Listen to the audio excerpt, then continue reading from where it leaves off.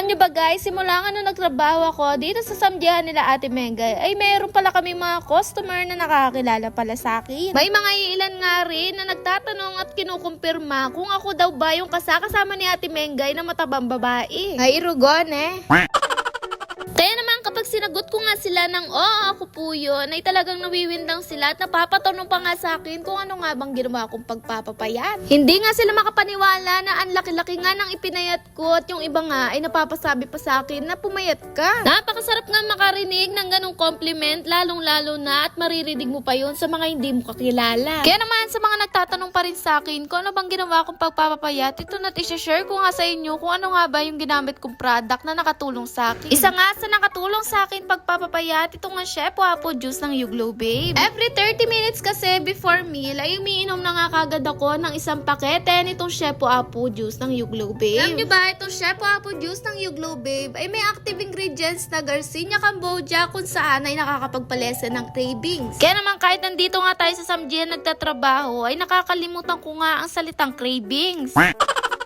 Anyway, ito si Shepo Apo Juice ay hindi lang naman isa ang kanyang active ingredients. Meron din kasi siyang active ingredients na L-carnitine, glutathione, stevia, at scordium ascorbate. Yan lang naman ang active ingredients na laman nga nitong si Shepo Apo. At isa pa nga sa nakakatuwa sa kanya, lalo na sa mga nagkakaldep, ay meron nga lang siyang 27 calories. Grabe, sobrang laki din talaga ng naitulong sa akin itong si Shepo Apo dahil dati ay tumitimbang ako ng 74 to 75 kilos. At ngayon nga, tumitimbang na lang ako ng 57 kilos. O, diba? Napaka-perfect. Kakalain mo bang makakapag-lose ako na timbang na ganun kalaki? Pero syempre, magagawa mo lang ang lahat ng yun kapag desidido ka na magpapayat at dumisiplina rin sa pagkain. Aba, hindi naman pwede nga asa lang tayo sa painom-inom dito kay Shepo Apo. Dapat ikaw rin. Kung hindi ka rin didisiplina sa pagkain o sa mga kinakain mo, ay wala rin mangyayari. Kaya kung desidido ka na, iiwan ko na lang yung link dyan sa comment section. Bye-bye! Alam nyo ba guys, simula nga nung nagtrabaho ako dito sa samdihan nila Ate Mengay, ay meron pala kami mga customer na nakakakilala pala sa akin. May mga